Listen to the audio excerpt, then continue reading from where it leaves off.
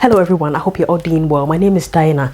I'm an overseas nurse currently practicing in the UK. On my channel, I share content on how you can also successfully migrate to the UK. I share content on UK nursing immigration updates and everything that would enable you to also successfully migrate abroad. So if this sounds like something you are interested in, or if this is the sort of information you're looking for, kindly consider subscribing to the channel and also share this video with others.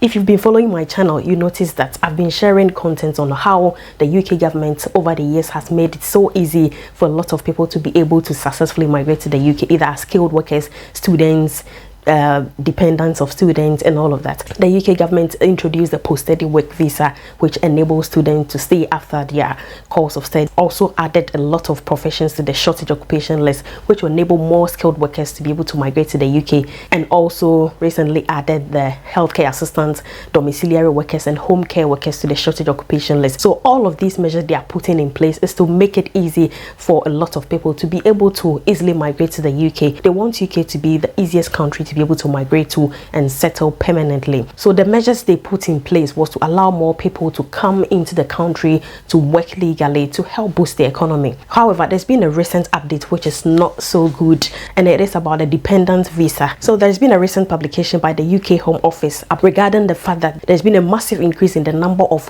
student visas and also dependent visas that has been issued over the years. They are looking to review this to see if they will still go ahead with issuing dependent visas to students. It's still in the early stages. They've not come out with a final decision yet. So I'm just going to share with you what has been published, and I'll also share my thoughts. And please feel free to share your opinion in the comment section. At the moment, if you come to the UK as a full-time student on a postgraduate study course that lasts for more than 9 months, or a government-sponsored course that lasts for more than 6 months, or if you come as a doctorate extension scheme student, you are allowed to bring in your dependent. And in UK, they define dependents as your spouse and also your children, because obviously you will be staying here longer and you cannot leave your family behind. So they are considerate enough to issue your dependent's visa as well to come along with you. The UK government thinks that students are kind of taking advantage of this opportunity and bringing in so many dependents. They have realized that one person coming here to study can bring as many as 6 or 7 dependents. The UK government has realized that the number of students and dependent visas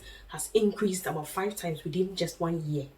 So I'm going to read the article with you so that at least you can have a better understanding of what I'm saying. 486,868 sponsored study visas were granted, including dependents, which is 71% more than 2019, the last full year before the pandemic.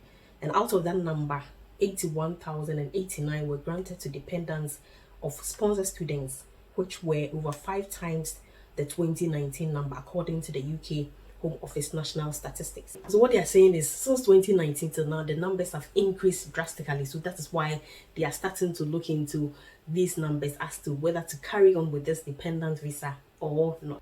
And also they mentioned that the Telegraph reported that the international students from Nigeria and India brought the most dependents to the UK, with 34,000 Nigerian students bringing in 31,898 dependents and 93,100 Indian students bringing in 24,916 dependents. So as to what they are really going to do into these numbers, we don't know yet because it's still in the early stage. So I'll keep my ears to the ground, and if there's any updates on what they've actually decided, I'll definitely post it so that you all be out. So since they've not really come up with a final decision, they are only making some proposals or some changes they are proposing to implement.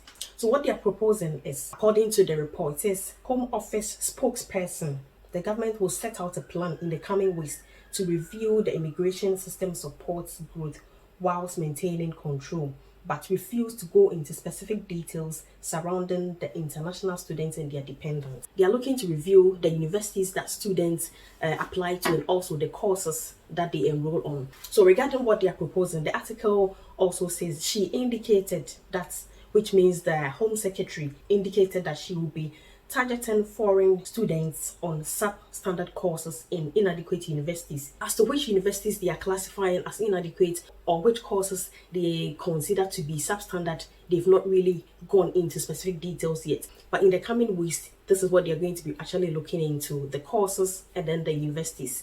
So we don't know what they're going to implement yet. So like I said, I will definitely come up with any update regarding this matter. So another issue that came up, which people are also talking about, was the fact that the article made mention of the fact that the dependents of these students take on unskilled jobs, and they think these unskilled jobs don't really add up to the growth of the economy. Most people are saying that whether skilled or unskilled jobs, they still contribute towards the growth of the economy because they pay taxes, they pay national insurance, which all goes to contribute towards the growth of the economy. Most people do come in here as dependents. Some of them take on jobs like delivery drivers, attendants. Most people who also have healthcare background also take on jobs like domiciliary care workers, healthcare assistants, carers. They all add up to the growth of the economy. And also people have raised concerns that obviously as they come in as students or dependents, they don't come in for free. An international student can pay a tuition fee of as high as £14,500, and it all goes in support of the UK education system. Also pay visa fee not only for themselves as students but also for dependents. They also pay for the IHS, which is the immigration health status, for the number of years they are going to be in the UK. So because of that, people have raised concerns as well. So if you're aspiring to study in the UK, you need to really follow this update so that you don't miss any vital information. And if you know of somebody who is also looking to migrate to the UK to study, this will definitely be applicable to them. So please subscribe to this channel, share this video with others who are not really aware of this update, and I'll see you in the next one. Bye bye.